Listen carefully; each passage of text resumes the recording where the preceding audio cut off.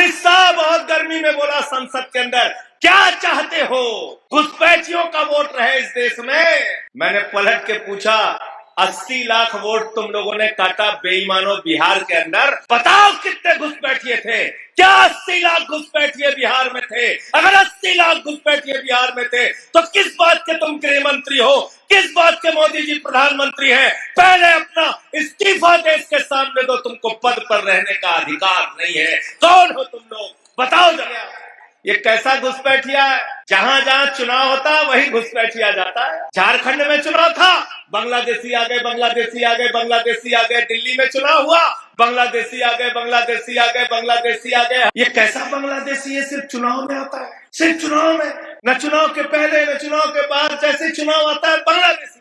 मैं चिल्ला रहा था बिहार में, कह रहा था बार बार, SIR हुआ, एनडीए जीतेगी। पहले ही ज्ञानेश कुमार ने सर्टिफिकेट मोदी जी के घर पे पहुंचा दिया है। मेरी बात कोई नहीं सुनता। 3.5 करोड़ वोट उत्तर प्रदेश में काटा जा रहा है। 3.5 करोड़ वोट काटने के बाद क्या चुनाव का कोई मतलब बचेगा क्या? चुनाव का कोई मतलब बचेगा क्या? चुनाव। मैं उत्तर प्रदेश की सरकार को चेतावनी देना चाहता हूं, योगी मोदी की डबल इंजन की सरकार को चेतावनी देना चाहता हूं। अजब सनक सवार है तुम्हारे ऊपर, अजब सनक सवार है। हमारे बच्चों के लिए स्कूल मांगते हैं, स्कूल नहीं, मिड डे मील में नमक रोटी खाने को देते हो। अस्पताल में मोमबत्ती में ऑपरेशन होता है। हमारा नौजवान रोजगार मांगता है, उसको लाठियों से पीटा जाता है इलाहाबाद के अंदर। और ये डराने का काम बंद होना चाहिए। ये दलितों को डराने का काम, ये पिछड़ों को डराने का काम, ये मुसलमानों को डराने का काम। मैं मोदी और योगी जी से कहना चाहता हूं, इस तरह से डराने का काम मत करो। और सत्ता की गर्मी किसके दिमाग पर चढ़ी हुई है? वो सत्ता की गर्मी चढ़ी हुई है नरेंद्र मोदी के दिमाग पे। वो सत्ता की गर्मी चढ़ी हुई है अमित शाह के दिमाग पे। सत्ता की गर्मी अगर उतारना है तो ठंडी के महीने में पैदल तो चलना पड़ेगा। मुझसे लोग पूछ रहे थे कि ठंडी के इस महीने में 4-5 डिग्री टेम्परेचर हो जाता है रामपुर में, मुरादाबाद में, अमरोहा में। आपको कौन सी ऐसी गरज पड़ गई इस ठंड के महीने में आप निकल पड़े हैं? तो मैंने कहा, सत्ता की गर्मी अगर उतारना है तो ठंडी के महीने में पैदल तो चलना पड़ेगा। और सत्ता की गर्मी किसके दिमाग पर चढ़ी हुई है? वो सत्ता की गर्मी चढ़ी हुई है नरेंद्र मोदी के दिमाग पे। वो सत्ता की गर्मी चढ़ी हुई है अमित शाह के दिमाग पे। वो सत्ता की गर्मी चढ़ी हुई है उत्तर प्रदेश के मुख्यमंत्री योगी आदित्यनाथ जी के दिमाग पे। साथियों और दोस्तों, 3.5 करोड़ वोट उत्तर प्रदेश में काटा जा रहा है। 25-26 तारीख को लिस्ट सामने आ जाएगी।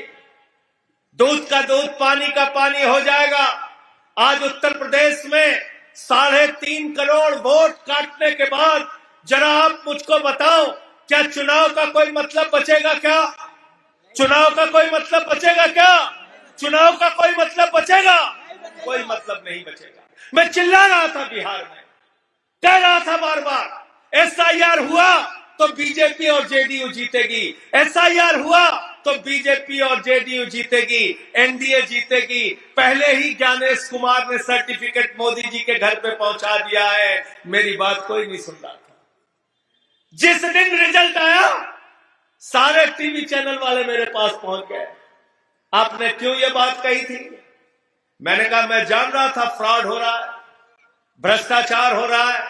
मैंने मीडिया वालों से कहा, मैंने कहा, अब तक मैंने सुना था साइकिल चोर होते हैं, घड़ी चोर होते हैं, कार चोर होते हैं, बाइक चोर होते हैं, पर्स के चोर भी मैंने सुना था। लेकिन हिंदुस्तान में एक पार्टी ऐसी आ गई, भारतीय जनता पार्टी, जो वोट चोर पार्टी है, वोट चोर पार्टी। तो इससे हमें अपना वोट बचाना है। इसलिए इस ठंड के महीने में हम लोग निकले हैं, क्योंकि ये वोट की ताकत जो आपको मिली, ये किसी भारतीय जनता पार्टी के बलिदान से नहीं मिली, याद रखना। ये वोट की ताकत जो आपको मिली, ये किसी बीजेपी वाले के पुरखे के बलिदान से नहीं मिली। ये वोट की ताकत जो आपको मिली, ये वोट की ताकत मिली बाबा साहब डॉक्टर भीमराव अंबेडकर जी ने। देश के लिए जो संविधान लिखा उसमें लिखा हिंदू का भी वोट एक होगा, मुसलमान का भी वोट एक होगा, सिख का भी वोट एक होगा, ईसाई का भी एक वोट होगा, दलित का भी एक वोट होगा, पिछड़े का भी एक वोट होगा, आदिवासी का भी एक वोट होगा, मजदूर का भी एक वोट होगा, किसान का भी एक वोट होगा, राष्ट्रपति का भी वोट एक होगा और चपरासी का भी वोट एक होगा, दो वोट नहीं होगा। संजय भैया जिंदाबाद, संजय भैया जिंदाबाद। है कि नहीं है बताओ? देश का प्रधानमंत्री अगर आपके आगे झुकता है तो क्यों वो झुकता है? क्योंकि आपके पास वोट की ताकत, क्योंकि आपके पास वोट की ताकत। देश उत्तर प्रदेश का मुख्यमंत्री अगर आपके आगे झुकता है तो क्यों झुकता है? क्योंकि आपके पास वोट की ताकत है। बड़े बड़े नेता, सांसद, विधायक, मंत्री आपके आगे झुकते हैं तो क्यों झुकते हैं? वोट की ताकत है। वोट की ताकत है। जिस दिन वोट की ताकत छीन लिया, किसी को भी किसी चौराहे पे खड़े होकर पीटो, किसी को भी जेल में कॉलर पकड़ के बंद कर दो, किसी को भी कोई अत्याचार और अन्याय करो, कोई आपको पूछने वाला नहीं, क्योंकि आपके पास वोट की ताकत नहीं है। और वोट की ताकत खत्म हो गई तो आपका फ्री राशन खत्म। अगर वोट की ताकत खत्म हो गई तो आपका आयुष्मान कार्ड खत्म। अरे वोट ही नहीं तो किस बात का आयुष्मान, किस बात का राशन, किस बात का ईडब्ल्यूएस का सर्टिफिकेट, किस बात का निवास प्रमाण पत्र, किस बात का पीएम आवास योजना का लाभ? अरे वोट काटेंगे तो सब कुछ आपका कट जाएगा। और मुख्यमंत्री योगी आदित्यनाथ ने तो एक हाथ और आगे बढ़कर कह दिया, मोदी जी तो एक हाथ और आगे बढ़कर कह रहे हैं, मोदी जी ने बयान दिया, इस देश में घुसपैठियों का वोट काटा जाएगा। क्या बोला मोदी जी ने? क्या बोला? घुसपैठियों का वोट काटा जाएगा। अमित शाह बहुत गर्मी में बोला संसद के अंदर, क्या चाहते हो? घुसपैठियों का वोट रहे इस देश में। मैंने पलट के पूछा, 80 लाख वोट तुम लोगों ने काटा बेईमानों बिहार के अंदर, बताओ कितने घुसपैठिए थे? क्या 80 लाख घुसपैठिए बिहार में थे? अगर 80 लाख घुसपैठिए बिहार में थे तो किस बात के तुम गृह मंत्री हो? किस बात के मोदी जी प्रधानमंत्री हैं? पहले अपना इस्तीफा देश के सामने दो, तुमको पद पर रहने का अधिकार नहीं है। कौन हो तुम लोग? बताओ जरा। संजय भैया जिंदाबाद, जिंदाबाद, जिंदाबाद। एक झा साहब बिहार में आईएएस थे, पूरी जिंदगी उन्होंने आईएएस के रूप में नौकरी की, उनकी पत्नी भी अधिकारी थी, दो के दोनों नाम काट दिए। क्या वो घुसपैठिए थे? क्या वो बांग्लादेशी थे? यादवों के वोट कट गए, क्या वो बांग्लादेशी थे? दलितों के वोट कट गए, क्या वो बांग्लादेशी थे? माझी समाज के लोगों के वोट कट गए, पासवान समाज के लोगों के वोट कट गए, क्या वो घुसपैठिए थे? क्या वो बांग्लादेशी और रोहिंग्या हैं? और अगर 80 लाख घुसपैठिए बिहार के अंदर थे तो बताओ कहां है उनका डिटेंशन सेंटर? मैं अपनी आंखों से देखना चाहता हूं। बताओ किस डिटेंशन सेंटर में उनको रखा है तुमने? झूठी बातें करते हो आप लोग, देश में माहौल बिगाड़ने का काम करते हो। मैं बताता हूं बिहार में कितने घुसपैठिए आए थे, और इसको नोट करके जाकर पूछना बीजेपी वालों से। और चुनाव आयोग का कोई अधिकारी आए तो उससे भी पूछना, बोलना कि संजय सिंह बता के गए थे पाकबाड़ा में। पूरे बिहार में एसआईआर चलाया, 8 करोड़ जनता को परेशान किया, और कुल वहां पर मिले 315 बांग्लादेशी, 315 विदेशी नागरिक, बांग्लादेशी ने 315 विदेशी नागरिक। उसमें मुसलमान कितने थे? मुसलमान कितने थे? 78। मुसलमान कितने थे? बाकी कितने थे? नेपाल के हिंदू। तो तुमने पूरे प्रदेश को, पूरे देश का माहौल खराब किया, और मात्र मिले 315 विदेशी नागरिक। और ये कैसा घुसपैठिया है भाई? कैसा घुसपैठिया है? डॉक्टर नीरज जी बैठे हुए हैं हमारे दूसरी आजादी वाले पीछे, खड़े हो जाइए आप। ये कैसा घुसपैठिया है? जहां जहां चुनाव होता है वहीं घुसपैठिया जाता है। झारखंड में चुनाव था, बांग्लादेशी आ गए, बांग्लादेशी आ गए, बांग्लादेशी आ गए। दिल्ली में चुनाव हुआ, बांग्लादेशी आ गए, बांग्लादेशी आ गए, बांग्लादेशी आ गए। हरियाणा में चुनाव था, बांग्लादेशी आ गए, बांग्लादेशी आ गए, बांग्लादेशी आ गए। महाराष्ट्र में चुनाव था, बांग्लादेशी आ गए, बांग्लादेशी आ गए, बांग्लादेशी आ गए। बिहार में चुनाव है, बांग्लादेशी आ गए, बांग्लादेशी आ गए, बांग्लादेशी आ गए। उत्तर प्रदेश में चुनाव, बांग्लादेशी आ गए, बांग्लादेशी आ गए। ये कैसा बांग्लादेशी है? सिर्फ चुनाव में आता है, सिर्फ चुनाव में, न चुनाव के पहले न चुनाव के बाद। जैसे चुनाव आता है बांग्लादेशी आ जाता है, बांग्लादेशी आ जाता है। 11 साल से इस देश में कौन प्रधानमंत्री है?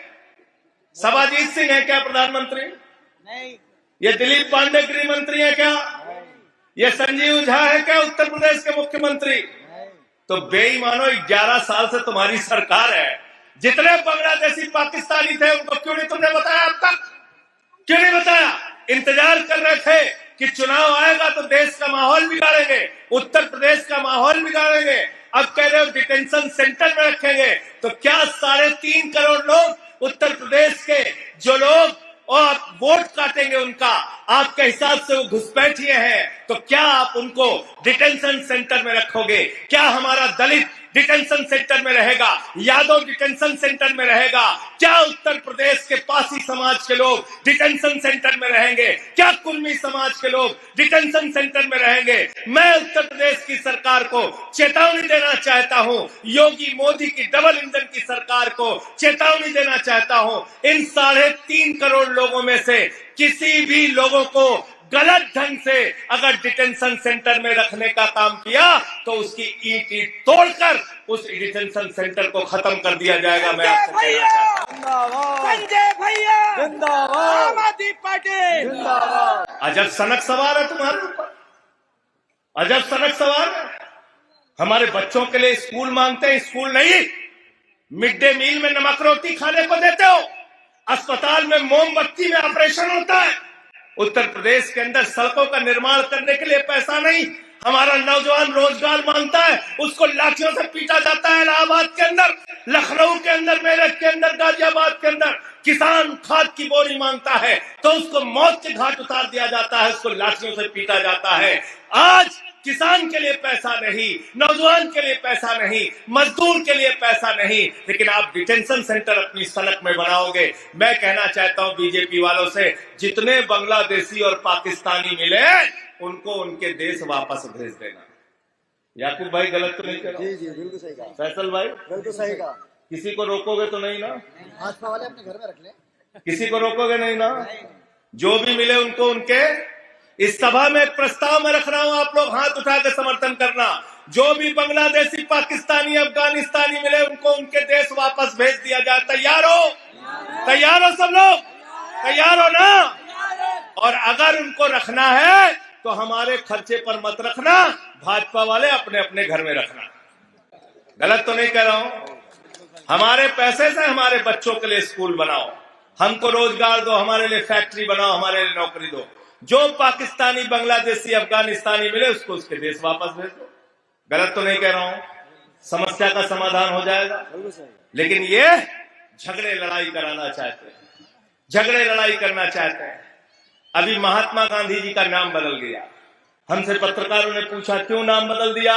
मैंने कहा गोडसेवादी लोगों को गांधी का नाम पसंद नहीं है, राष्ट्रपिता महात्मा गांधी से डरते हैं। आज वो लोग भी जिन्होंने उनकी हत्या की थी, जिनके पुरखों ने उनकी हत्या की थी, अरे गांधी का अस्तित्व तुम खत्म नहीं कर सकते। गांधी की प्रतिमा दुनिया के 80 देशों में लगी हुई है और 20 देशों के प्रतिनिधि हिंदुस्तान में G20 के सम्मेलन में आए थे। भारत के प्रधानमंत्री राजघाट पर लेकर उनको गए। उन तमाम देशों के राष्ट्राध्यक्षों को सर झुकाना पड़ा। कहां? गांधी की प्रतिमा, गांधी की समाधि के आगे। यह है गांधी की ताकत, ये गांधी क्या है। तो इसलिए मैं आप सबसे कहने के लिए आया हूं, डरने की जरूरत नहीं है, भयभीत होने की जरूरत नहीं है। मैं आपको एक ही चीज का यकीन दिला सकता हूं, पैसा रुपया तो हमारे पास है नहीं, लेकिन एक बात के लिए आपको भरोसा दिला सकता हूं, आपकी लड़ाई में, आपके संघर्ष में आपके साथ कंधे से कंधा मिलाकर आपके भाई की तरह, आपके बच्चे की तरह, आपके दोस्त की तरह। संजय भैया आम आदमी पार्टी। और ये डराने का काम बंद होना चाहिए।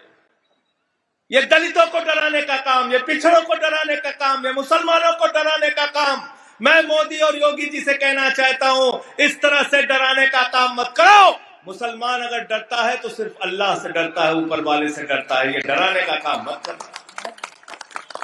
डराने का काम मत करो, ये बांटने का काम मत करो। मंदिर मस्जिद गुरुद्वारे में बांट दिया भगवान को, धरती बांटी अंबर बांटा, मत बांटो इंसान को, इंसान को मत बांटो। बहुत अफसोस होता है। कल एक तस्वीर देखी मैंने, एक वीडियो देखा, जबलपुर में भारतीय जनता पार्टी की महिला नेता, एक नेत्रहीन महिला जो क्रिसमस का त्योहार मना रही थी, उसको गालियां दे रही, उसको धक्का दे रही, उसको मार दे रही। कैसा समाज हम बनाना चाहते हैं? कितनी नफरत हमारे दिलों में भरी है। एक तस्वीर देखी, एक फादर है, वो क्रिसमस के त्योहार से पहले कुछ उपदेश दे रहे हैं। वहां पे एक अपने आप को तथाकथित हिंदुत्ववादी नेता कहने वाला व्यक्ति पहुंचा और प्रभु यीशु के बारे में ऊटपटांग बोल रहा है। अब क्या सोचते हो, इन चीजों से भारत की छवि दुनिया में बहुत अच्छी बन जाती है? इन बातों से आपका बड़ा सम्मान दुनिया में बढ़ जाता है? दिल्ली के अंदर मैंने देखा, वहां की एक पार्षद एक अफ्रीकन नागरिक को गालियां देके कुछ ऊटपटांग बोल रही। सांता क्लॉज को रोक के धक्के दिए जा रहे हैं। ये इतनी नफरत लेकर आप हिंदुस्तान को बनाना चाहते हैं? याद रखना मेरी बात को, पागबाड़ा के लोगों, नफरत की बुनियाद पे मोहल्ला नहीं बन सकता, घर नहीं बन सकता, गांव नहीं बन सकता। देश और राज्य तो बहुत बड़ी चीज है। हम मोहब्बत की बुनियाद पे हिंदुस्तान को बनाना चाहते हैं। मोहब्बत की बुनियाद पे हम इसको, देश को आगे लेके जाना चाहते हैं। मैं सिर्फ आपसे हाथ जोड़कर एक ही बात कहना चाहता हूं, आप लोग आम आदमी पार्टी के साथ जुड़िए और अपने हक को, वोट के हक को, संविधान के हक को बचाने की इस लड़ाई को हम लोग आगे भी लेके चलेंगे। नेशनल दस्तक की आपसे गुजारिश है कि अगर इसको बचाना चाहते हैं तो नेशनल दस्तक को सब्सक्राइब करने के लिए रेड कलर के सब्सक्राइब बटन को दबाएं, फिर बेल आइकन की घंटी दबाएं। नेशनल दस्तक को बचाने के लिए बहुत जरूरी है कि हर खबर को शेयर करें, लाइक करें, कमेंट जरूर करें।